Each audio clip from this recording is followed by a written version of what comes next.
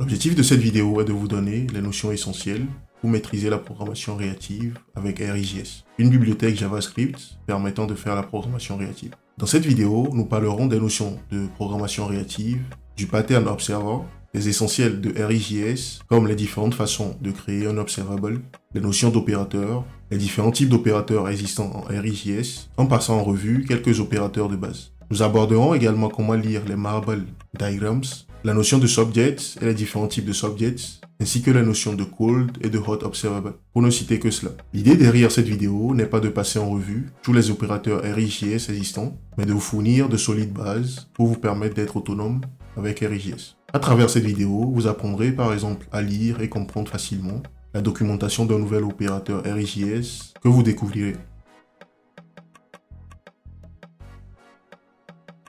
La programmation réactive est un paradigme de programmation, c'est-à-dire un style de programmation dans lequel le flux d'exécution d'un programme est basé sur des flux de données que nous appelons des streams. Un flux de données est juste une émission de données dans le temps. Et comme exemple de flux de données, nous pouvons citer la position X et Y de la souris lors d'une partie de jeu vidéo.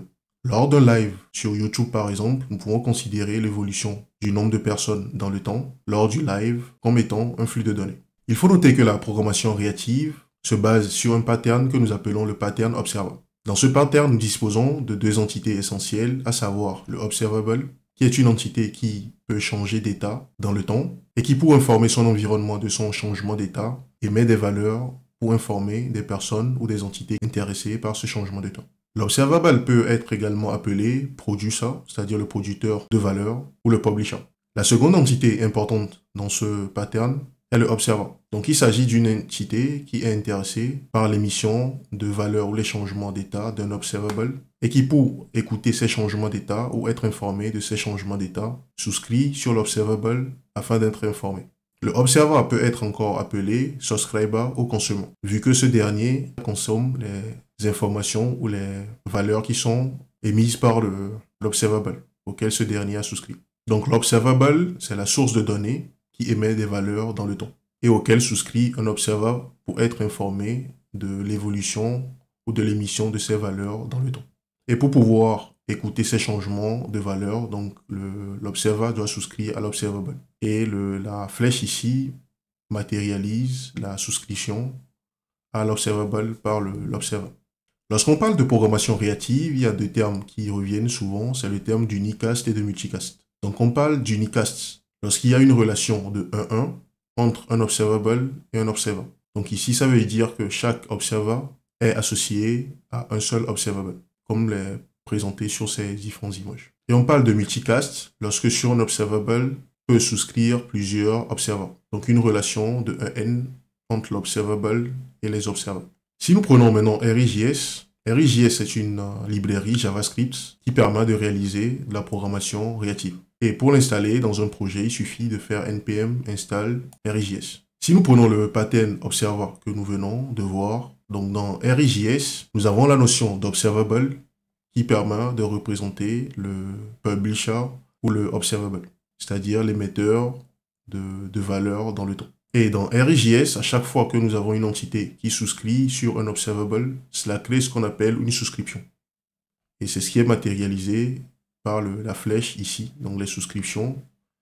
Il s'agit d'un objet qui est retourné après la souscription par un observer sur un observable. Et cet objet dispose d'une propriété ou d'une méthode plutôt onSubscribe qui permet à l'observer plus tard de pouvoir désouscrire de l'observable lorsque ce dernier n'est plus intéressé par l'écoute des valeurs. Donc lorsqu'on crée, on souscrit sur un observable, cela nous retourne une souscription qui nous permet plus tard de pouvoir désouscrire de l'observable. Et dans RxJS, lorsqu'on parle d'observer, donc il s'agit d'un objet doté de certaines propriétés qui mappe sur des callbacks. Donc nous avons le next qui mappe sur un callback qui sera appelé à chaque nouvelle émission de valeur par l'observable. Nous avons le error qui est mappé sur un callback qui sera appelé à chaque fois qu'il y a une émission d'erreur, qu'une erreur se produit sur le flux. Et nous avons enfin le complete qui est un callback qui sera appelé une fois lorsque l'observable va signaler qu'il n'y aura plus d'émission de valeur sur le flux. Donc en plus de ces éléments qui proviennent du pattern que nous venons de voir, RxJS fournit d'autres éléments comme des opérateurs qui sont des éléments qui permettent de modifier les valeurs émises sur un flux. Donc nous verrons à quoi cela ressemble tout à l'heure dans la pratique. Et nous avons des pipes qui permettent de brancher ces opérateurs sur des flux existants. Il faut noter également que RxJS dispose de concepts de subjects que nous verrons également par la suite. Nous allons réaliser un petit exercice dont l'objectif sera de vous montrer comment créer un observable de zéro en utilisant RxJS. Pour cela, j'ai préparé ici un petit environnement qui va nous servir de Scratchpad. Donc l'idée, c'est que nous avons des scripts ici, TypeScript, dont je réalise le build. Donc à chaque fois qu'il y a un changement ici, il y a un build automatique qui sera fait. Et le résultat nous sera affiché dans la console. Donc ici, nous avons le build qui se fait et ici, nous avons le résultat qui nous est affiché dans la console. Donc l'idée c'est d'utiliser ceci comme Scratchpad pour pouvoir tester différents opérateurs ou différentes façons de faire dans RxJS. Donc nous allons activer ou lancer ces différents scripts en fonction du besoin. Donc dans un premier temps, nous allons voir comment créer un observable de 0. Donc pour cela, RxJS nous fournit un constructeur qui est observable, qui nous permet de créer un observable de 0. Donc il nous suffit de faire appel à ce constructeur en le faisant précéder de new. Donc on fait new observable et cela nous permet de créer un observable. Donc il s'agit d'un constructeur qui nous est fourni par RxJS. Et ce constructeur prend en paramètre un callback qui sera exécuté. Et ce callback prend comme paramètre un objet qui nous permet de contrôler l'émission des valeurs. Donc on peut nommer ça comme nous le souhaitons. Donc il s'agit juste d'un objet qui nous permet de contrôler les émissions de valeurs dans le temps. Donc nous avons dit que pour un observable, l'observable est une entité qui émet des valeurs dans le temps. Donc pour pouvoir émettre ces valeurs en utilisant RxJS, donc il nous suffit d'utiliser la méthode nest qui est disponible sur l'objet qui est passé en paramètre ici. Donc à chaque fois que nous ferons nest ici, cela va émettre des valeurs. Cet observable va émettre des valeurs à l'extérieur qui peuvent être écoutées par des observants. Donc en supposant que nous souhaitons émettre la valeur 10 ici, on peut juste faire ça. En faisant cela, on vient de créer un observable. Mais nous avons vu tout à l'heure que dans le pattern observer, il y a deux entités, l'observable qui émet des valeurs. Et pour des personnes, des entités qui sont intéressées à l'écoute de ces valeurs, ces entités doivent souscrire à l'observable. Et ces entités, c'est ce qu'on appelle les observers. Donc dans ce cas, il faut créer un observer pour pouvoir écouter les valeurs qui seront émises par cet observable. Donc pour faire cela, donc nous allons juste mettre le code dans la partie dédiée. Donc il nous suffit de prendre l'observable et de faire subscribe dessus pour réaliser une souscription. Et pour cela, nous allons fournir comme paramètre l'observer. Donc comme nous l'avons vu tout à l'heure, il s'agit d'un objet qui dispose de trois attributs. Le nest qui nous permet d'écouter des changements de valeur ou les valeurs qui seront émises par l'observable sur lequel nous souscrivons. Donc il s'agit d'un callback qui sera émis à chaque fois, qui sera appelé à chaque fois qu'il y a une nouvelle émission de valeur. Donc ici, nous pourrons juste dire que il y a le nest qui est appelé. Donc on peut dire new value par exemple, receive, et afficher la valeur que nous souhaitons. Donc la valeur qui est émise à chaque fois, il s'agit de la valeur reçue ici. Donc le value qui est le paramètre de ce callback. Donc si nous souhaitons afficher cette valeur, il nous suffit de mettre quelque chose comme ça pour l'afficher. Donc lorsqu'on exécute ce code, on voit qu'il y a l'exécution qui produit déjà une émission de nouvelles valeurs, c'est-à-dire que lorsque l'observable va émettre la valeur à travers le nest que nous avons ici. Donc cela va entraîner l'émission de la valeur 10. Et cette valeur sera capturée par l'observer ici et affichée ici. Donc le callback sera exécuté. Donc si nous procédons, je vais déplacer ici, tout ça ici, pour faciliter la lisibilité.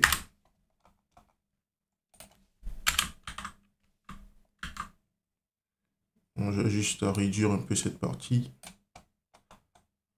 Donc là, nous émettons une valeur. Donc en supposant que nous souhaitons émettre une seconde valeur, donc on peut faire ceci et émettre la valeur, une deuxième valeur. Donc on voit que l'observer ici reçoit une première valeur qui est 10, suivie de la seconde valeur qui est émise ici. Donc nous avons également la possibilité de dire que nous souhaitons arrêter l'émission de valeurs vers l'extérieur, c'est-à-dire signifier explicitement que nous souhaitons réaliser le complete et qu'il n'y aura plus d'émission. Donc pour cela, il suffit de faire appel au complete comme ça.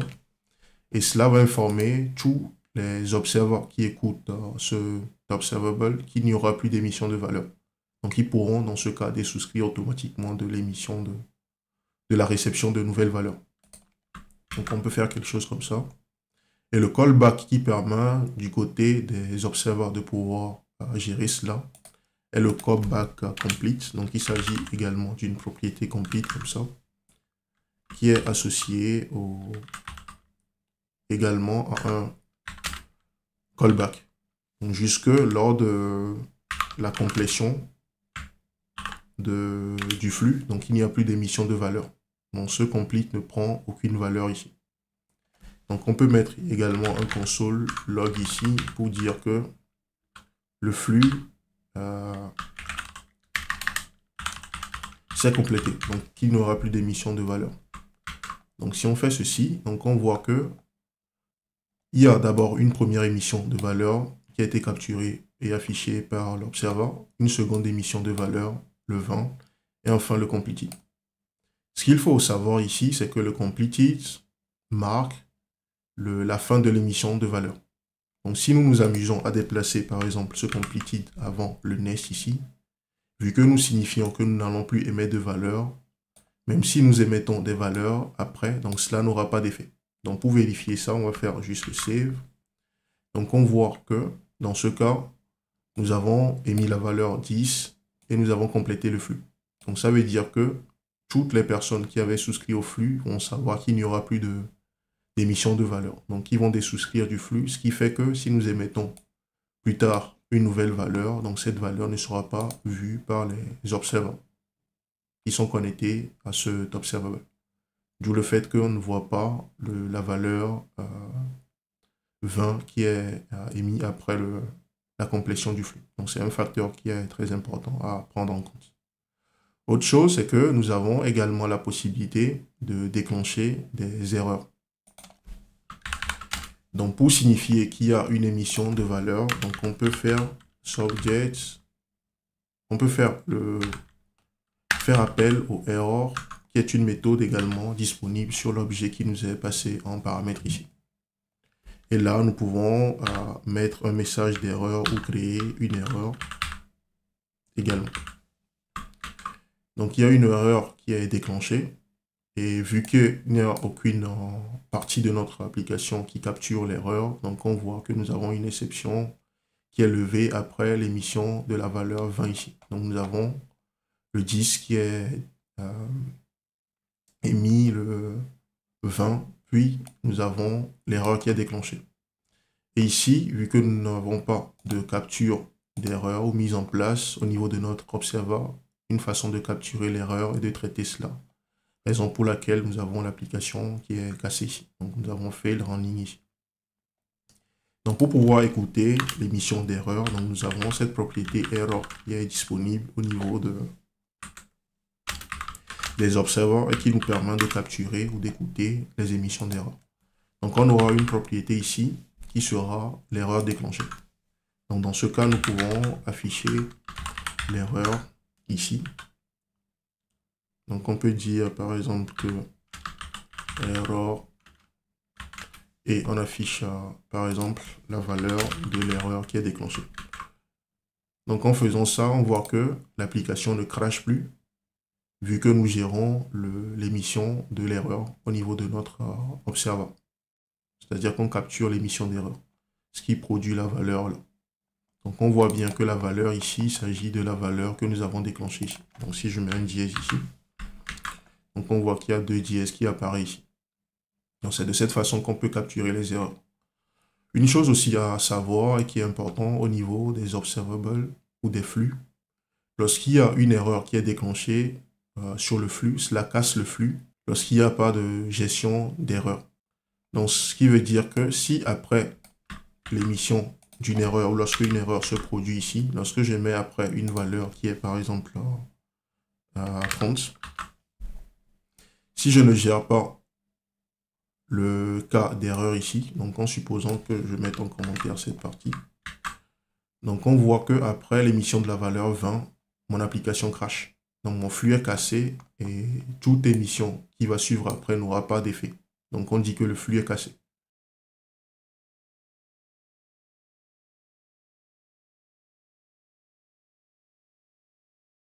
Donc ça veut dire que si je fais ceci, on voit maintenant que l'application arrive à capturer l'erreur jusque, comme je le disais, vu que le flux est cassé après l'émission de la valeur.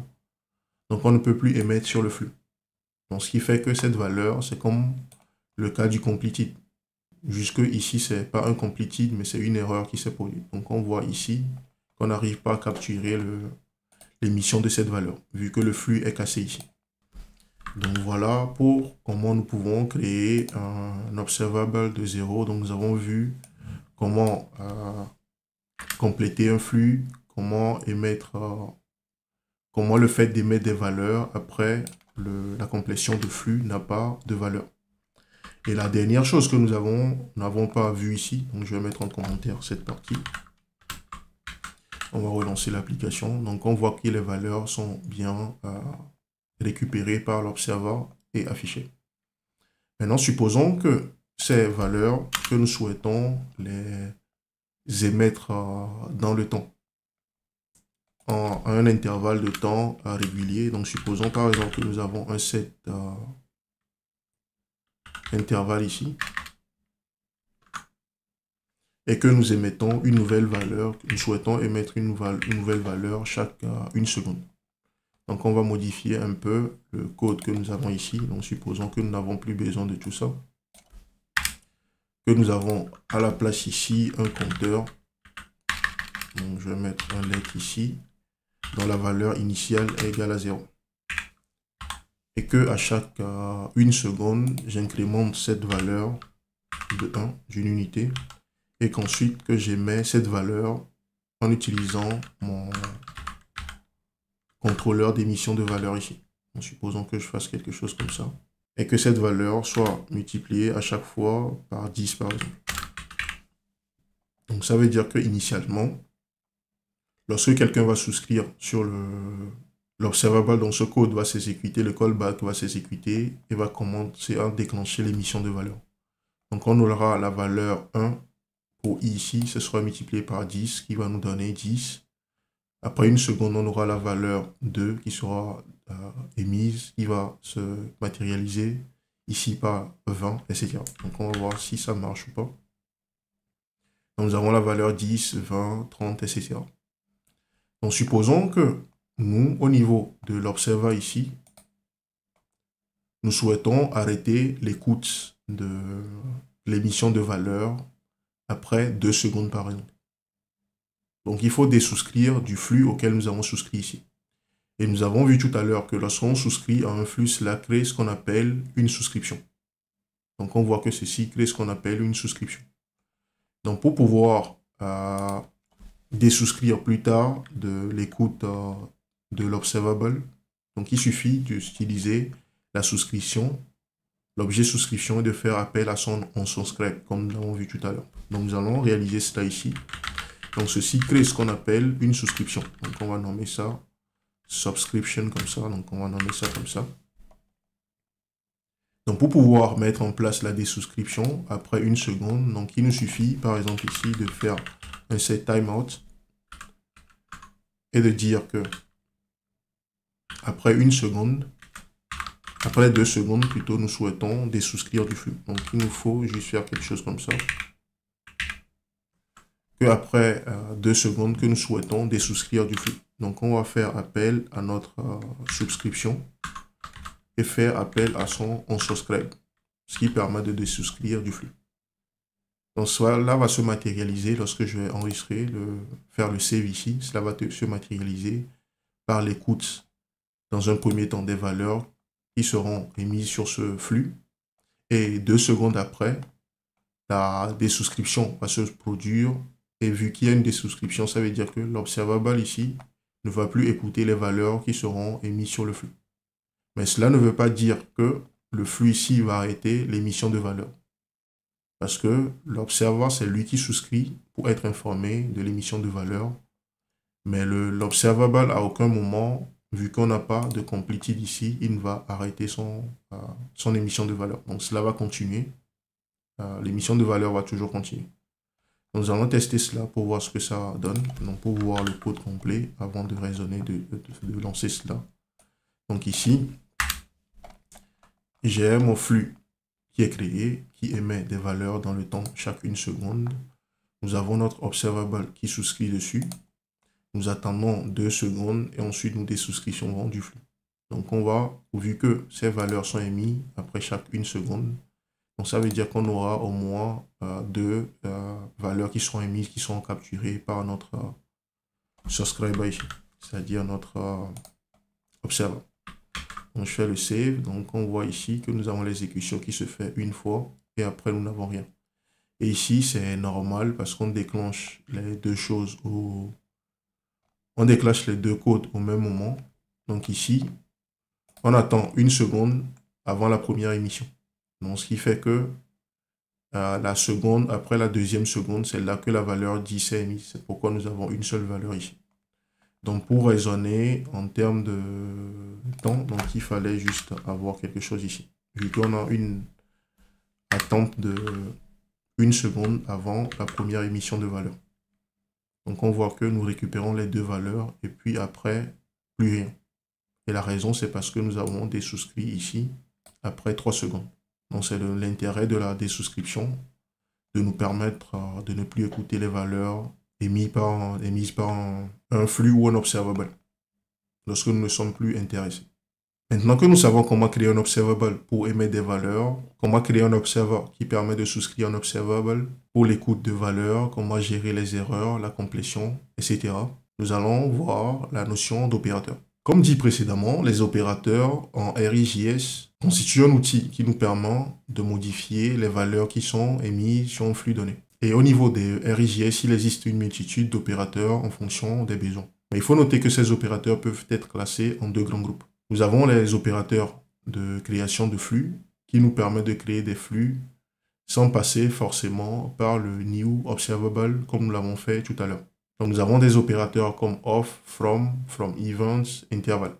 Donc nous avons également d'autres types d'opérateurs qu'on appelle les pipeable operators qui sont des opérateurs qu'on peut brancher sur des flux existants. D'où leur nom pipeable, dans la notion de pipe. Donc on utilise un pipe pour connecter un flux existant à un opérateur. Donc nous avons différentes sous-catégories de pipeable operators. Nous avons des opérateurs qui nous permettent de réaliser des transformations de valeurs. Donc nous avons le map, le pairwise.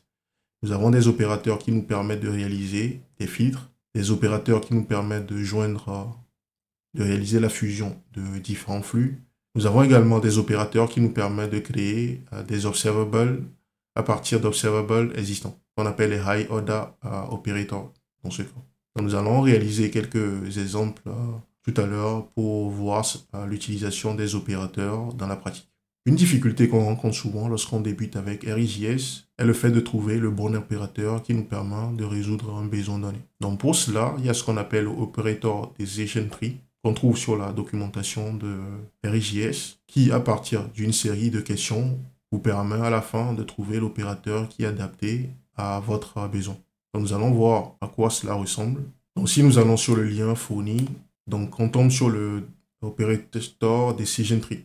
Donc on nous pose ici certaines questions pour pouvoir nous aider à choisir l'opérateur qui répond à notre besoin. Donc on dit, est-ce que vous avez un observable existant? Est-ce que nous avons des observables que nous souhaitons combiner pour avoir un autre observable ou un autre observable unique? Donc ici, nous avons dit par exemple que oui, nous avons un observable existant. Donc on nous pose encore une autre question ici. Est-ce que nous souhaitons changer les valeurs qui sont émises sur le flux? Donc je fais oui. Donc est-ce que vous voulez que ces valeurs soient des valeurs constantes ou soit des valeurs qui sont calculées à partir d'une formule? Donc on dit par exemple, je veux que ça soit calculé à partir d'une formule. Et là, on dit que l'opérateur que je dois utiliser dans ce cas, c'est le map. Donc je peux cliquer ici pour accéder à la documentation de l'opérateur au cas où je ne sais pas l'utiliser. Et voilà, quoi. Donc cela me permet facilement de trouver l'observable et l'opérateur qui répond à mon besoin. Donc la documentation des opérateurs ressemble un peu à cela. Donc, comme nous l'avons vu tout à l'heure pour la documentation de l'opérateur map, la documentation des opérateurs RxJS se présente comme suit. Donc, ceci constitue ce qu'on appelle le Marble Diagram. Donc, il s'agit d'un diagramme qui explique le fonctionnement d'un opérateur donné. Donc, la compréhension de ce diagramme permet ou nous permettra par la suite de facilement lire et comprendre le fonctionnement des opérateurs que nous découvrirons dans notre quotidien ou lors de nos recherches, par exemple. Donc, il se peut que vous tombez sur un opérateur dont aucun tutoriel ne parle, par exemple. Donc, c'est à vous, dans ce cas, de comprendre comment cela fonctionne en utilisant ce diagramme. Donc, je vais expliquer ici le fonctionnement. Je vais expliquer ici comment lire le diagramme. Donc, pour le Marble Diagram, donc, il faut noter que chaque émission de valeur sur un flux est représentée par les cercles que nous avons ici et qui sont colorés. Donc, la ligne que nous avons ici, ou le trait que nous avons ici, représente notre flux, ou un flux d'entrée, ce qu'on appelle le flux d'entrée. Vu que les opérateurs permettent de modifier les valeurs qui sont émises par un flux, donc on parle de flux d'entrée et de flux de sortie. Donc nous avons le flux d'entrée qui est modifié par un opérateur pour avoir un flux de sortie. Donc ici, on indique les valeurs qui sont émises par le flux d'entrée. Et ici, nous avons les valeurs que nous aurons en sortie, donc le flux de sortie. Donc ici, on représente un rectangle qui contient un test qui est le nom de l'opérateur dont la documentation est présentée ici. Donc chaque émission de valeur représentée par un cercle ici. Lorsque nous avons un trait vertical sur la barre comme ça, la barre verticale comme ça sur le flux, donc cela signifie que nous sommes en train d'indiquer la complétion du flux. Donc c'est un événement de complete pour indiquer qu'il n'y aura plus d'émission de valeur. Et sur un flux comme ça, si on voit la croix, cela implique qu'il y a une erreur qui est déclenchée sur le flux. Donc c'est de cette façon qu'on peut lire et comprendre la documentation d'un opérateur. Donc ici, pour l'exemple que nous avons ici, nous avons le multiply by 10, donc multiplié par 10. Donc si on se réfère à la documentation ici, donc ça veut dire que si on a un flux sur lequel nous émettons des valeurs 4, 6, A et 8 dans le temps, et qu'on se réfère au flux de sortie, donc on voit que lorsqu'on émet la valeur 4, cela va se matérialiser à la sortie par du 40, vu que la valeur est multipliée par 10, comme l'indique le nom de l'opérateur. Donc si nous émettons une valeur 6, elle sera multipliée par 10, qui va nous donner en sortie 60. Lorsqu'on va émettre une valeur A, donc la valeur sera multipliée par 10. Et dans ce cas, ça va donner un none, et cela entraîne une erreur ici. Donc ça veut dire que le multiply par 10, vu que c'est un opérateur qui est destiné vu que c'est un opérateur qui est destiné ou qui est adapté aux valeurs numériques, donc lorsqu'on envoie une valeur qui est une valeur alphabétique ici, donc cela entraîne une erreur. Donc c'est de cette façon que fonctionne l'opérateur. Et plus tard, vu que le flux est cassé ici, comme nous l'avons vu tout à l'heure, qu'il y a une erreur ici, donc les autres émissions de valeurs n'auront pas d'effet, ou ne seront pas vues par les souscripteurs ou les observateurs qui sont branchés sur le flux qui est modifié par l'opérateur ici. Donc nous allons aller sur la documentation, encore une fois, regarder la documentation de certains opérateurs pour voir à quoi cela ressemble. Donc ici, nous avons le Marble Diagram de certains opérateurs. Donc on va prendre quelques opérateurs au pif comme ça. Donc si je prends par exemple l'opérateur map que nous allons voir par la suite et qu'on regarde son diagramme, on voit que sur le flux d'entrée, nous avons des émissions de valeurs 1, 2 et 3 dans le temps. Et nous avons l'opérateur map ici, donc nous avons le nom de l'opérateur et l'opération qui est en train d'être réalisée ici. Donc on prend un map, on lui passe un callback Et dans le callback, on réalise la multiplication de la valeur ici sur le flux d'entrée par 10. Donc ça veut dire qu'en sortie, on aura la valeur ici qui sera multipliée par 10. Donc on voit que lorsque la valeur 1 est émise, donc on a qui est mise, on a 10 en sortie. La valeur 2, on a 20 en sortie. Et lorsque la valeur 3 sera émise en sortie, on aura la valeur 30. Donc cela montre que les valeurs sont multipliées par 10 en sortie. Donc si nous prenons un autre diagramme ici, il y a le skip. Donc on voit que nous avons certaines valeurs qui sont envoyées ici. Nous avons le nom de l'opérateur et le skip, ça permet de ne pas considérer l'émission de certaines valeurs. Donc sauter l'émission de certaines valeurs. Donc le skip 2 permet de sauter l'émission de 2 valeurs. Et on voit qu'en sortie ici, malgré que 4 valeurs ont été mises, donc seules les 2 ici sont gardées, vu qu'on a sauté l'émission des 2 premières valeurs. Donc ce qui fait que sur le flux de sortie, cette valeur n'est pas vue sur le flux de sortie. Pareil pour cette valeur. Et vu que c'est du skip 2, donc c'est les 2 valeurs initiales qui sont ignorées. Donc on voit qu'après, nous avons les 2 autres valeurs qui sont émises après, qui sont vues sur le flux.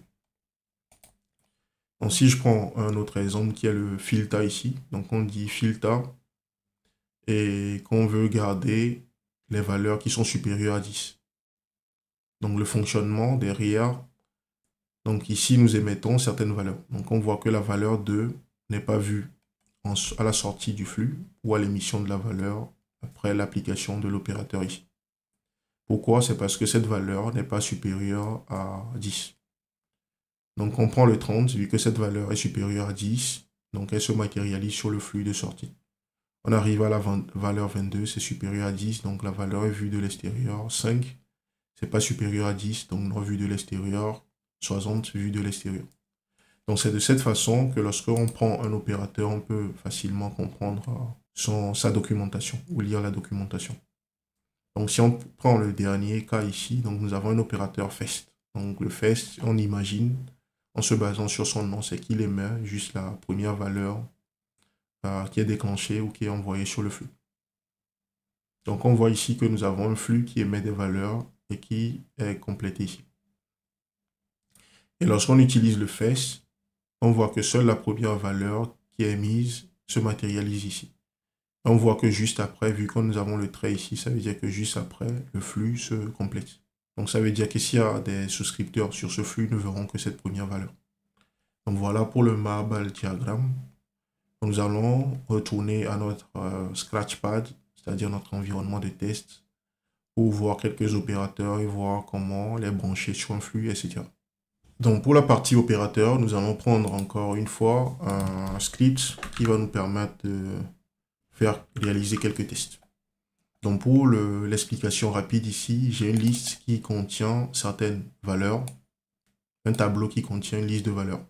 Et nous avons également un second tableau qui contient une liste de valeurs qui est dans ce cas la liste des utilisateurs. Donc nous allons voir comment RxJS nous permet de créer d'abord dans un premier temps un nouveau flux ou un observable sans passer par le new observable que nous avons vu avant, c'est-à-dire le constructeur. Donc pour cela, nous avons vu tout à l'heure dans la présentation que nous avons des opérateurs de création de flux. Donc nous avons 2 types d'opérateurs. Nous avons les opérateurs qui nous permettent de créer des flux et des opérateurs qu'on appelle les pipable operators. Donc ici, nous allons utiliser un opérateur de création de flux ici. Donc on va faire observable et nous allons utiliser dans ce cas le off. Dans le off, c'est un opérateur qui nous permet de créer un flux sur lequel nous émettons une valeur une seule fois. Donc en supposant que nous faisons ceci,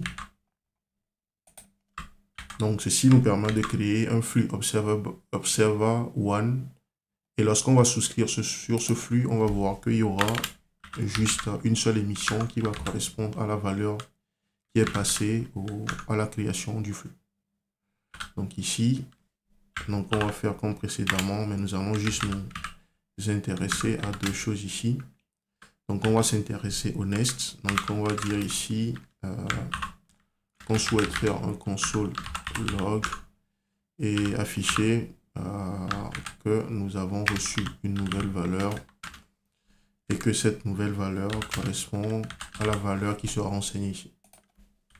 Donc on crée un observer. Donc on va faire la même chose pour le complete, juste pour savoir que le flux a complété ou pas. Donc on va mettre ici completed. Juste pour être informé de la complétion. Donc nous avons quelque chose comme ça. Donc si j'ouvre mon Scratchpad et que je fais le save ici, donc on voit qu'il y a le off ici, nous permet de créer un flux qui émet la valeur, une valeur qui correspond à la valeur que nous avons fournie en entrée, c'est-à-dire le liste que nous avons fourni lors de la création du flux. Et après l'émission de cette valeur, donc on n'a plus rien, le flux complete. Donc ici, on peut ajouter d'autres éléments. Donc on peut dire par exemple que nous souhaitons émettre la valeur liste suivie de 0, suivie de toto par exemple. Donc, dans ce cas, nous allons procéder comme ça. Donc on voit qu'il émet ces valeurs les uns après les autres. Donc il y a le tableau qui est émis une fois, suivi de 0, suivi de toto. Donc c'est ce que le off permet de faire. Donc il permet d'émettre des valeurs, une liste de valeurs qui lui est passée en paramètre lors de son utilisation. Donc le deuxième opérateur que nous allons voir, donc c'est l'opérateur from. Donc lorsque nous allons utiliser le from ici, donc c'est un opérateur de création de flux également. Donc la différence, c'est que lui il prend une liste de valeurs et il émet de façon unitaire dans le temps les valeurs contenues dans la liste. Donc lorsqu'on va faire off et from de liste, donc on va voir que les valeurs qui sont ici, ce sont les valeurs qui seront émises sur le flux. Donc quand je fais un save ici, donc on voit qu'il émet ces différentes valeurs. Donc il émet la valeur 0, suivi de 3, 5 jusqu'à la valeur 13 et après il complète le flux. Donc le off permet d'émettre une liste de valeurs, mais il doit être précisé de façon explicite, alors que le from, il prend un tableau et met le contenu de ce tableau. Donc lorsqu'on va s'amuser ici à faire la même chose, en remplaçant la valeur de liste par user comme ça, donc on verra qu'il va émettre les valeurs qui sont contenues ici. Donc Kyle, Diane et Tom. Donc c'est le second opérateur de création de flux que nous venons de voir. Donc nous allons voir un dernier opérateur de création de flux qui est intervalle. Donc intervalle prend en paramètre un temps. Il s'agit d'un temps en millisecondes qui indique après combien, qui indique la période après laquelle il faut émettre des valeurs. Donc par défaut, les valeurs émises sont à 0, 1, 2, 3, etc. Donc on va faire le test. Donc on voit qu'on a la valeur 0, 1, 2. Donc on peut utiliser ceci pour mettre en place un timer, combiner cela avec d'autres opérateurs comme nous le verrons tout à l'heure pour pouvoir faire des choses dans le temps. Donc en supposant que nous souhaitons faire des appels vers un serveur après chaque 10 secondes, donc on peut mettre 10 ici et brancher cela avec un opérateur, mettre en place un observer et à l'intérieur ici, à chaque fois qu'il y a l'émission de valeur, nous pourrons écouter nous pourrons faire des appels vers le serveur que nous souhaitons. Donc je vais arrêter juste là ou modifier le contenu ici.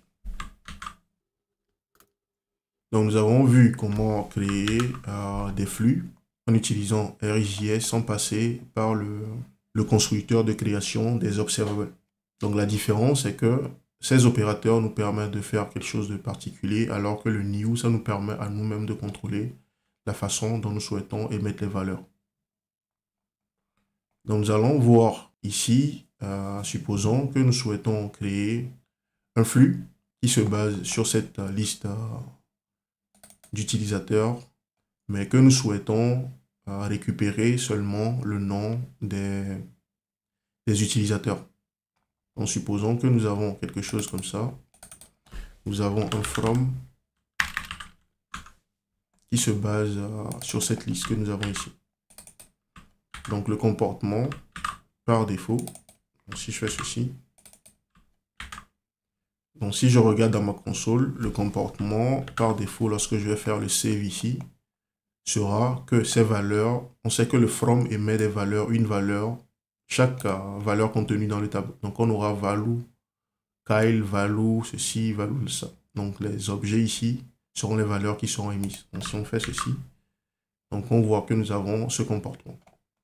Mais supposons que nous souhaitons modifier ce comportement de sorte à garder juste le nom des utilisateurs au lieu d'avoir tout ça que nous souhaitons avoir juste comme valeur Kyle. Donc c'est là qu'interviennent les opérateurs, les pipable operators, qui sont des opérateurs qu'on peut utiliser pour brancher sur des flux existants. Donc nous avons vu les créations de flux. Donc nous allons voir maintenant comment nous pouvons brancher un opérateur sur un flux pour créer un autre flux. Donc pour pouvoir réaliser cela, on prend... donc ici, il y a deux façons de le faire. Soit on crée un nouveau flux, parce que nous avons dit que les opérateurs permettent de créer un nouveau flux, appelé flux de sortie, en se basant sur un flux d'entrée. Donc ici, ça me permet de créer par exemple un nouveau flux. Donc je peux procéder de cette façon et dire que je prends mon flux en entrée qui est observer1 et que sur ce flux, je veux brancher un opérateur. Donc je fais le pipe, d'où le nom pipable operators. Donc il me faut indiquer l'opérateur que je veux. Donc pour pouvoir garder ces valeurs, donc je peux utiliser l'opérateur map qui me permet de prendre une valeur et de modifier sa valeur en sortie. Donc je peux utiliser le map ici, donc il me suffit de prendre l'opérateur que je veux. Donc le map, il s'agit d'un opérateur qui prend en paramètre un callback qui sert de fonction de dérivation. C'est-à-dire que je prends une valeur, dans notre cas qui représente le user, et je dois retourner en sortie une autre valeur. Et cette autre valeur, c'est le user.name. Donc en procédant de cette façon, je viens de créer un flux, un nouveau flux à partir d'un flux existant, en utilisant un pipable operator. Donc vu que je n'ai aucune souscription sur ce flux pour le moment, il n'y a rien qui change ici. Donc soit je déplace ceci directement ici, et ça me permet de souscrire dessus. Donc on voit que maintenant, malgré que ce flux émet initialement des valeurs qui sont des utilisateurs, là on récupère juste les noms des utilisateurs en utilisant l'opérateur map que nous avons mis en place ici. Et au final, c'est sur ce flux en sortie que nous souscrivons, ce qui nous permet d'avoir le résultat. Donc quand je disais qu'il y a deux façons de le faire, c'est que j'aurais pu, au lieu de créer le flux et de le modifier comme ça, j'aurais pu directement faire ceci. J'aurais pu faire ceci directement. Donc j'aurais pu déplacer ce code et le mettre directement dessus et le mettre directement ici pour éviter de créer un flux particulier que je vais affecter dans une variable avant de souscrire dessus. Donc à vous de voir la façon de faire qui vous convient ou selon le besoin. Donc je vais laisser la première façon de faire, à savoir créer un flux à partir d'un autre et souscrire explicitement dessus.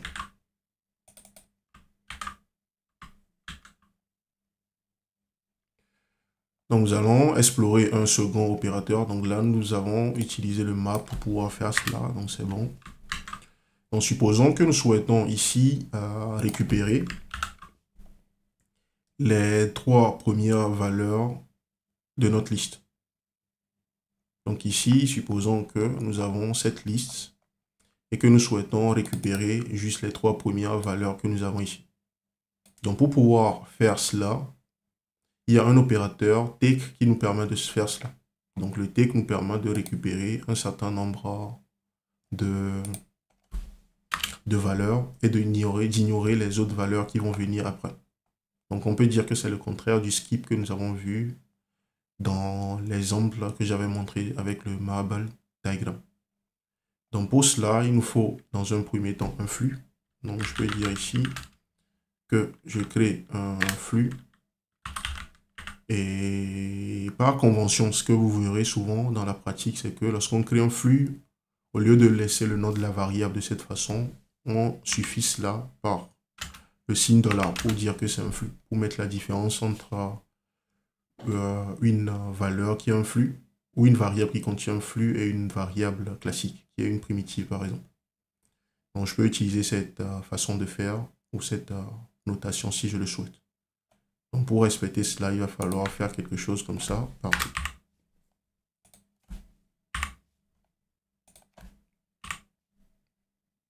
Donc pareil ici. Donc du coup, je disais tout à l'heure que je vais créer une liste qui émet certaines valeurs. Un flux qui émet certaines valeurs. Donc si je fais ceci et que je souscris sur ce...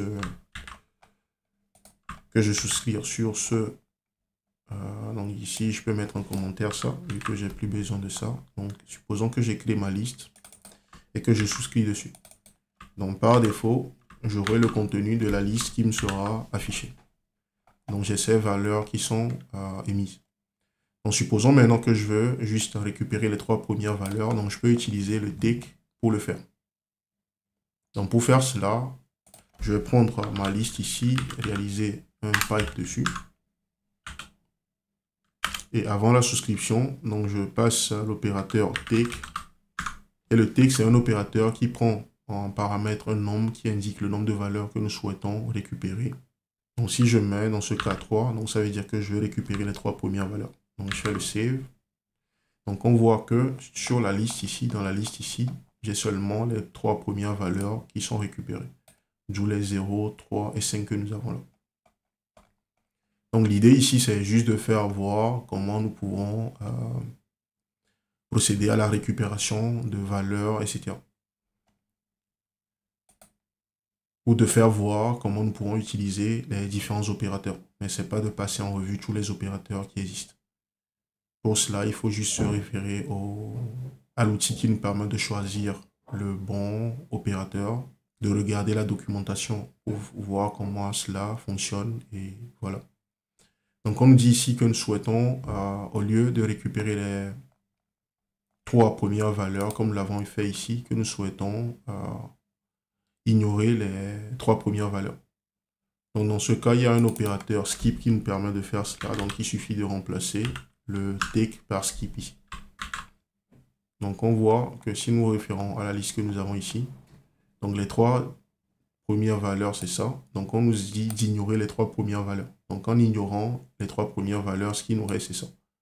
Donc ce qui nous permet d'avoir 1, 10 et 13. Donc en supposant que nous avons d'autres valeurs qui viennent après, donc ces valeurs seront également prises en compte.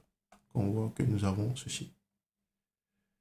Ici, nous avons le define parce qu'il n'y a rien à l'intérieur. Donc si je fais ceci, en supposant que j'ai d'autres valeurs qui viennent après, donc on voit que le skip nous permet de récupérer les valeurs qui viennent, les 3 valeurs, de nous permettre d'ignorer plutôt les 3 premières valeurs. Donc voilà pour les opérateurs. Donc il existe une multitude d'opérateurs. Donc il suffit de voir la documentation pour savoir comment les utiliser. Maintenant que nous connaissons les observables, les observers et la notion d'opérateur, nous allons voir une notion importante également en RIJS, qui est la notion de subject. Un subject est un type particulier d'observable qui permet le multiclassing. L'autre particularité des subjects, c'est qu'ils peuvent se comporter à la fois comme des observables et comme des observers. C'est-à-dire qu'on peut les utiliser pour souscrire sur notre flux. Et dans ce cas, ils se comportent comme des proxys. Pour démontrer le fonctionnement des subjects, j'ai préparé ici un petit code. La première chose à remarquer ici, c'est que pour créer un subject, on utilise un constructeur qui est subject, comme nous l'avons fait pour les observables. Donc pour créer un nouveau subject, on utilise ce constructeur en le faisant précéder de new. Donc ici, nous indiquons le typage que nous souhaitons émettre des valeurs qui sont des chaînes de caractères. Et vu que les subjects sont des observables, nous ajoutons le $ ici pour signifier cela. Après la création des subjects, nous pouvons souscrire dessus en utilisant des subscribes, vu que c'est des flux ou des observables. Donc ici, nous créons 2 flux. Nous créons 2 souscriptions. Une première qui est marquée par one et le second marqué par two, pour savoir d'où nous réceptionnons les valeurs qui sont émises ou qui traitent la réception des valeurs. Ensuite, on procède à l'émission de valeurs sur le flux qui est créé. Donc, on émet une première valeur qui est réactive, suivie d'une seconde valeur qui est programmée. Donc la particularité des subjects ici, c'est qu'ils nous permettent de contrôler l'émission de valeurs après la création du subject. Contrairement au observable ici, où l'émission de valeur est rattachée à la création de l'observable. Donc on ne peut pas contrôler l'émission depuis l'extérieur ici. Donc c'est une des différences entre les observables et les subjects. C'est que les subjects permettent de contrôler l'émission de valeur après la création du flux, alors que avec les observables, la création ou l'émission plutôt des valeurs est rattachée à la création du flux. Donc on ne peut pas faire de nest en dehors de ce contexte. Donc c'est un point important à savoir sur les subjects. Donc pour le côté multicasting, vu qu'après la création du subject, nous créons deux observers qui souscrivent sur ce flux, cela veut dire que lors de l'émission de ces deux valeurs seront vues au même moment par les deux observers que nous avons ici. Parce que ces deux ont souscrit sur le flux avant l'émission de ces valeurs. Donc, ce qui va faire que lors de l'exécution de ce code, on s'attend à avoir one qui voit la valeur réactive, two qui voit la valeur réactive, et lors de la seconde émission également, ces deux vont voir également la valeur programmée. Donc, ce qui permet d'avoir le résultat que nous avons ici. Donc, ça, c'est le fait du multicasting, vu que les deux observers sont présents lors de l'émission de la valeur. Donc, ces deux voient les valeurs lorsque ces valeurs arrivent. Donc, pour montrer qu'il faut souscrire au flux et être informé lorsque la valeur passe, ou il faut être, pour voir l'émission de la valeur, pour voir la valeur, l'émission d'une nouvelle valeur, il faut être connecté au flux avant l'émission de cette valeur pour pouvoir la voir. Donc, pour démontrer cela, je vais modifier ici la souscription ici. Donc, supposons que nous déplaçons ce code là. C'est-à-dire que le subscriber ou l'observer 2 souscrit au flux après l'émission de la première valeur. Donc, ce que cela implique dans le multicasting ici, c'est que c'est seulement le premier observer qui verra la valeur réactive. Pourquoi? C'est parce qu'il est connecté au flux lors de l'émission de cette valeur. Alors que le second, il vient souscrire au flux après l'émission de cette première valeur. Donc, il ne verra pas cette première valeur passer, mais il verra seulement la valeur programming passer.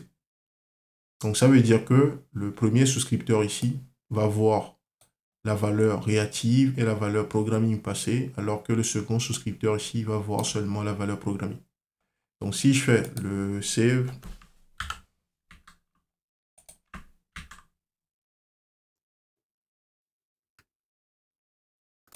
je vais juste relancer le script ici. Donc, on voit que nous avons le one qui voit les deux valeurs passer, alors que le two ne voit que la dernière valeur.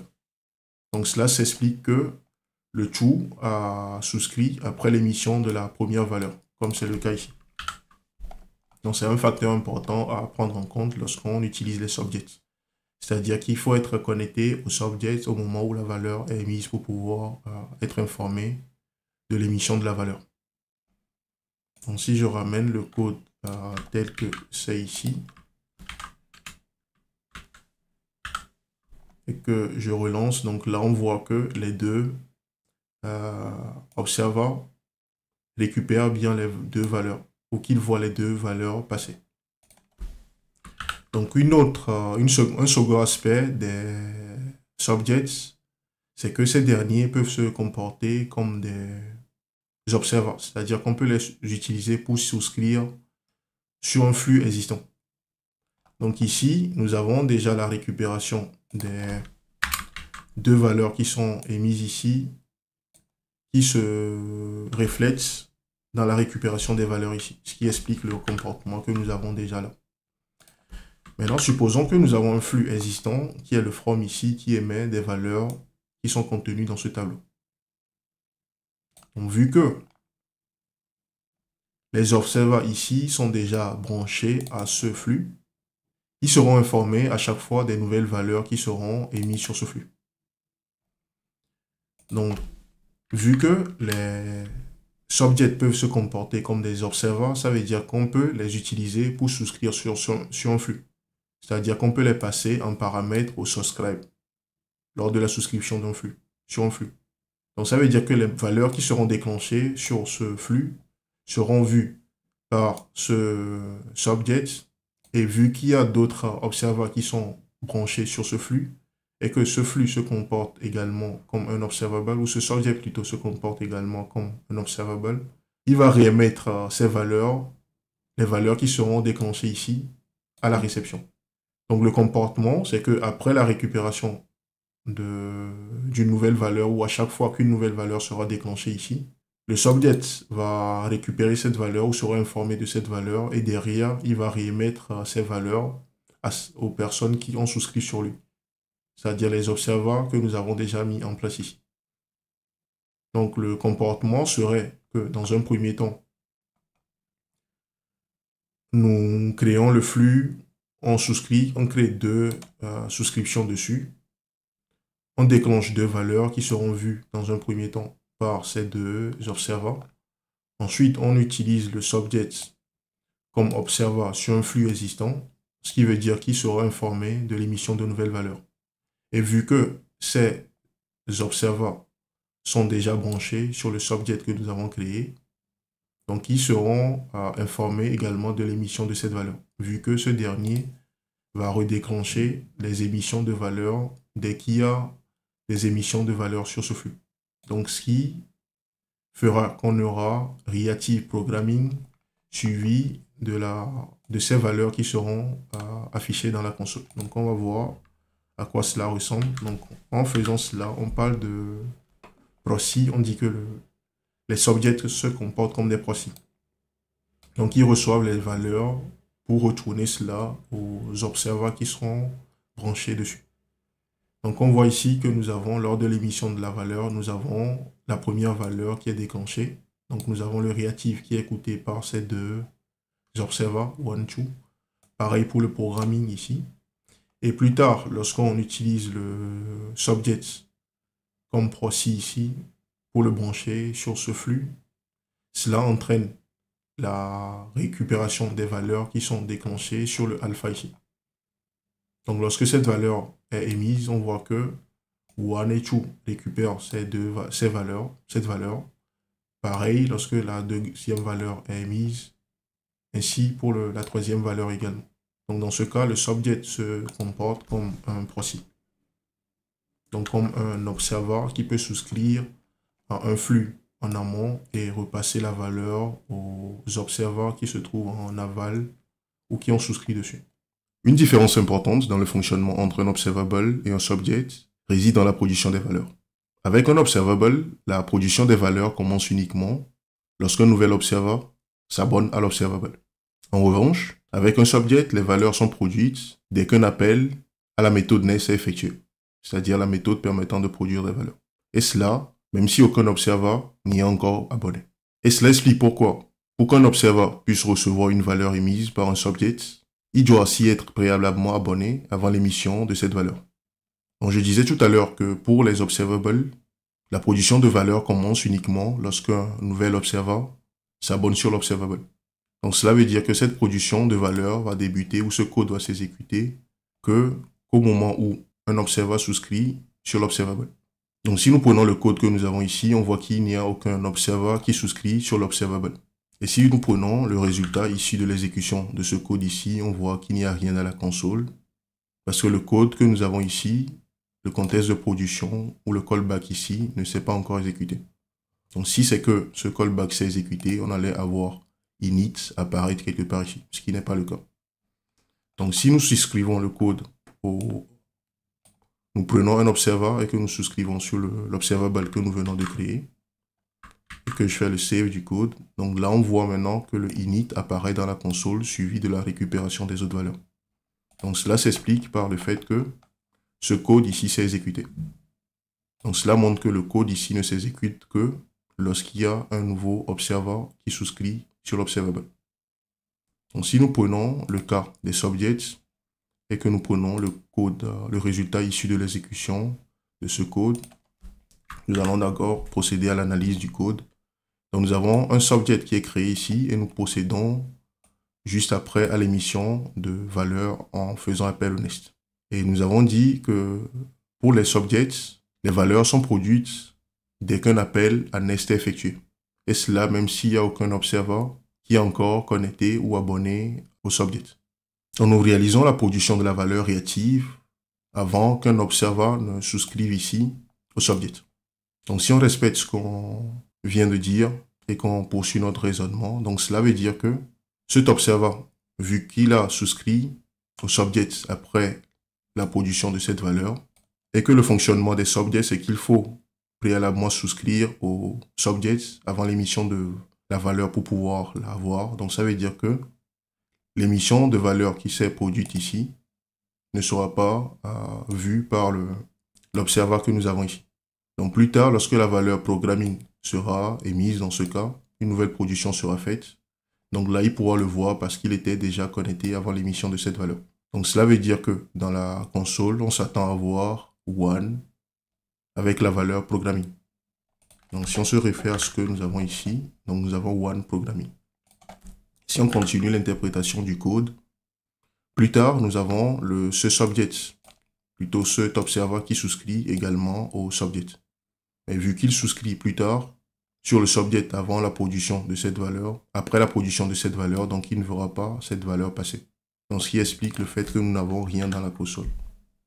Mais si nous modifions encore le code et que nous mettons une nouvelle production de valeur ici, vu que ce dernier observeur est maintenant connecté au subject, donc si nous refaisons une autre production de valeur ici, par exemple, donc ce serait vu par le observer to. Donc le résultat issu de l'exécution du code sera dans ce cas one programming suivi de one end suivi de true end. Donc on va faire le save. Donc on a one programming, one end, true end. Donc ceci est une différence importante dans le fonctionnement des observables et des subjects. Donc ce qui veut dire que si vous avez un observable qui derrière fait des appels réseau, à chaque fois que vous souscrivez à cet observable, cela va créer un nouvel appel réseau, ce qui peut créer des problèmes de performance. Donc c'est quelque chose à prendre en compte lorsqu'on utilise les observables. En plus des subjects classiques qui nous permettent de réaliser du multicasting, RxJS nous fournit d'autres types de subjects pour répondre à des besoins spécifiques. Nous avons par exemple les behavior subjects qui nécessitent une valeur initiale pour être initialisés et qui, à la souscription d'un nouvel observer, retourne à cet observer la dernière valeur émise. Donc à chaque fois qu'il y a un nouveau souscripteur ou un nouveau observer qui souscrit à un behavior subject, il est informé de la dernière valeur qui était mise sur le flux avant qu'il ne se connecte au flux. Nous avons également le replay subject, qui est un subject particulier, qui émet les n dernières valeurs au souscripteur lorsque ce dernier souscrit sur le flux. Enfin, nous avons le async subject, qui est un subject qui a la particularité d'émettre juste la dernière valeur au souscripteur, c'est-à-dire lorsque le flux se complète. Nous avons ici un code dont l'objectif est de démontrer le fonctionnement des behavior subjects. Donc pour créer un behavior subject, comme pour le cas des subjects, il faut passer par le constructeur behavior subject. Et ce constructeur prend en paramètre une valeur initiale qui sera la valeur émise par le behavior subject. Donc nous avons dit que la particularité des behavior subjects, c'est qu'à chaque fois qu'il y a un nouveau observer ou un nouveau souscripteur qui souscrit sur le flux, il est informé de la dernière valeur qui est mise sur le flux avant sa connexion au flux. Donc après la création du behavior subject ici, on réalise une souscription dessus. Donc une première souscription à travers l'observer qui est marqué ici par one. Donc cela veut dire que lors de la souscription de cet observer, ce dernier va voir la valeur 0. Ensuite, nous procédons à l'émission de certaines valeurs, à savoir la valeur 1 et la valeur 2. Donc l'écoute donc cet observer sera informé après l'écoute de la valeur 0, de la valeur 1 et 2. Ensuite, nous avons une deuxième souscription qui vient plus tard, qui est le true. Et vu que à chaque nouvelle souscription, le souscripteur est informé des nouvelles valeurs qui sont émises sur le flux. Dans ce cas, vu que la dernière valeur émise sur le flux est 2, donc ça veut dire que le true sera informé seulement de la valeur true, c'est-à-dire la valeur 2 ici. Ensuite, nous émettons une valeur 3 après la souscription de ce deuxième observer. Donc, il sera également informé plus tard de l'émission de la valeur 3. Donc, le résultat attendu serait, dans un premier temps, 1, 0, vu qu'il souscrit après l'initialisation, après la création du subject et qui doit être informé de la dernière valeur. Donc, on aura 1, 0, suivi de 1, 1, suivi de 1, 2. Ensuite, le second observer va souscrire sur le flux. À sa souscription, il sera informé de la dernière valeur qui est mise sur le flux, c'est-à-dire la valeur 2. Donc, on aura dans ce cas true 2. Et vu que nous avons maintenant 2 observers sur le flux avant l'émission de cette valeur, donc on aura 1 et true qui seront informés de l'émission de la valeur 3. Donc, on aura ensuite 1, 3 et true 3. Donc, ce qui nous donne le résultat ici. Donc, nous avons 1 à sa connexion au flux, qui est informé de la valeur initiale, qui est 0, qui était la dernière valeur émise avant sa souscription au flux, ce qui explique le 1, 0 que nous avons ici. Nous venons ensuite ici, nous émettons une valeur 1, donc on aura 1, 1, qui donne la valeur ici. La deuxième valeur, 1, 2. Ensuite, le second observer souscrit au flux, donc il sera informé de la dernière valeur, d'où le true, true, true. Donc on aura true, true ici. Ensuite, nous avons une dernière émission qui est la valeur 3.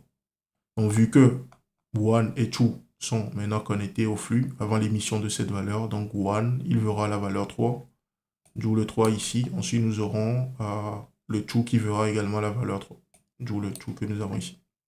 Donc si nous prenons le cas du replay subject, nous avons un constructeur qui nous permet de créer un replay subject. Et ici, il faut noter que le replay subject, il prend une valeur initiale qui représente la valeur du buffer, c'est-à-dire le cache dont est doté ce subject particulier. Donc, c'est le nombre de valeurs qui seront émises vers un observer ou un nouveau souscripteur à chaque fois qu'il y a une nouvelle souscription. Donc ici, nous créons le replay subject dans un premier temps en indiquant que nous souhaitons avoir un buffer ou un cache de 2. Donc, à chaque fois qu'il y a un nouveau souscripteur, donc renvoie-lui les 2 dernières valeurs qui ont été mises sur le flux, s'il y en a. Donc, la première fois, nous procédons, après la création du flux, nous procédons à une souscription pour créer un observer ici, qui est le 1. Donc, ici, il n'y a pas encore d'émission de valeur, donc il ne sera informé de rien ici. Donc, nous allons exécuter le code et raisonner dessus en même temps. Donc, première souscription, pas de valeur disponible, donc rien, on est informé de rien. Ensuite, on émet ces différentes valeurs, donc 1, 2, 3, 4. Donc, vu que 1 a souscrit au flux, il est maintenant informé de l'émission de ces différentes valeurs. Donc, jusque-là, rien de particulier, fonctionnement classique. Ensuite, nous avons le observer 2 qui souscrit sur ce flux pour être informé de l'émission des valeurs. Mais vu que nous avons ici un replay subject et que son buffer, la taille de son buffer c'est 2, donc ça veut dire qu'il sera informé des 2 dernières valeurs. Donc les 2 dernières valeurs qui ont été mises sur son flux sont les valeurs 3 et 4. Donc ça veut dire qu'on aura true qui sera informé de 3 et true qui sera informé de 4. Donc on a true qui est informé de 3, true qui est informé de 4. Ensuite, nous émettons une valeur 5 sur le flux. Vu que les 2 observers sont là avant ou connectés au replay subject lors de l'émission de ces valeurs, donc ces 2, c'est-à-dire 1 et 2, verront les valeurs 5. Ce qui explique la valeur que nous avons là. Nous allons maintenant voir des notions de cold et de hot observable qui sont des notions aussi très importantes lorsqu'on travaille avec RxJS. Ce qu'il faut retenir ici, c'est qu'on parle de cold observable lorsqu'un nouveau producteur est créé pour chaque nouvelle souscription. Et on parle de hot observable quand le producteur est créé en dehors du contexte de souscription. Pour montrer à quoi cela ressemble, donc nous allons retourner à la création des observables et des subjects. Donc, lorsqu'on se réfère au code que nous avons ici, donc nous avons le contexte de production qui se trouve là. Donc, j'expliquais tout à l'heure que lorsqu'on crée un observable, donc il y a ce callback qui est joué pour produire les valeurs qui sont émises sur le flux. Donc, lorsqu'on se réfère au code que nous avons ici, donc nous avons deux souscriptions d'observer que nous effectuons sur le flux observer qui est ici. Donc, nous créons une première souscription après 2 secondes et une seconde souscription après 4 secondes. Mais la remarque que nous allons faire en regardant le résultat de l'exécution de ce code, nous avons ce console log qui est affiché 2 fois dans la console ici. Donc, cela veut dire ici qu'à chaque fois qu'on fait une nouvelle souscription, donc ce code est réexécuté. Donc, d'où le fait qu'on parle de la création d'un nouveau producteur à chaque nouvelle souscription. Donc, si nous avons un comportement qui est similaire à cela, c'est-à-dire qu'à chaque fois qu'on crée une nouvelle souscription, que le code ici est réexécuté, le code de production ou le contexte de production de valeur ou le code permettant d'avoir le contexte de production de la valeur est réexécuté. Donc, on est dans ce cas, dans un cas de code observable. Et cela s'accompagne par la création d'un flux qui est unicast. Donc, raison pour laquelle je disais que les observables, par défaut, sont unicast. Donc, on voit ici que ce code sera exécuté à chaque nouvelle souscription. Donc, si nous créons, par exemple, une nouvelle souscription ici et qu'on réexécute le code, donc si je crée, par exemple, une nouvelle souscription ici, que je nomme tri, par exemple, donc on voit que nous avons init qui est affiché 3 fois parce que nous avons 3 souscriptions maintenant au lieu de 2. Donc à chaque nouvelle souscription, il y a ce code qui est réexécuté, créant un nouveau producteur de valeur. Lorsque nous prenons le code des subjects, on voit que, contrairement aux observables ici, où le producteur est recréé à chaque fois dans le contexte de souscription ici, au niveau des subjects, ce n'est pas le cas. C'est-à-dire le producteur est créé en dehors de ce contexte de souscription. C'est-à-dire qu'on peut contrôler l'émission de valeurs après la création de notre subject. Et l'implication de cela, c'est que nous voyons que même si nous faisons plusieurs souscriptions sur ce subject après, cela ne recrée à aucun moment des émissions de valeurs, où il n'y a aucune partie ici où ces valeurs sont rémises. Donc ces valeurs sont émises plus tard, après la création du producteur. Donc c'est la différence entre les cold et les hot observables. Donc si on regarde ici le comportement, donc dans ce cas, dans le cas des cold observables, donc on voit qu'à chaque fois qu'on refait une souscription, comme nous l'avons vu tout à l'heure, donc cela s'accompagne par une réexécution du code que nous avons fourni ici, de ce callback. Donc ce qui n'est pas le cas avec les subjects, vu que les subjects sont des hot observables. Donc la particularité, c'est que ce mode de fonctionnement où le producteur est créé en dehors du contexte de souscription, c'est que ça crée des flux qui sont multicast, auxquels plusieurs observers peuvent souscrire après, comme nous l'avons vu pour les subjects. Pour terminer cette partie, je dirais qu'au final, apprendre RxJS n'est pas aussi compliqué que cela ne le paraît. Apprendre RxJS peut se résumer en 3 points essentiels. Le premier, qui consiste à avoir une bonne connaissance de la programmation réactive et de connaître le fonctionnement du pattern observer, qui stipule qu'il y a 2 entités, une qui change de valeur ou qui peut changer d'état dans le temps et qui matérialise cela par l'émission de valeurs pour informer son environnement des changements. Une seconde entité qui, s'il est intéressé par les changements d'état de la première entité qui est appelée observable, souscrit dessus pour pouvoir être informé des changements d'état en temps réel. La seconde chose difficile à faire est de trouver l'opérateur qui répond à un besoin. Donc pour cela, nous avons l'outil qui nous permet, en répondant à certaines questions, de trouver l'opérateur qui correspond aux besoins que nous avons, comme nous l'avons vu dans la vidéo. Et enfin, lorsqu'on trouve l'opérateur, la dernière chose, c'est de savoir comment lire la documentation de l'opérateur. Et pour cela, il y a le Marble Diagram qu'il faut savoir lire. Chose que nous avons vue dans cette vidéo. Donc voilà pour ce que j'avais à partager avec vous dans cette vidéo qui a porté sur la programmation réactive avec RxJS, dont l'objectif était de vous donner les notions essentielles pour devenir autonome lorsqu'on travaille avec RxJS. J'espère que cette vidéo vous a permis d'apprendre quelque chose de nouveau. Si c'est le cas, n'hésitez pas à la liker et n'hésitez pas à la partager également autour de vous pour permettre à d'autres personnes de découvrir le contenu que je partage. Et en faisant cela, cela améliorera également la visibilité de la chaîne. D'ici là, portez-vous bien.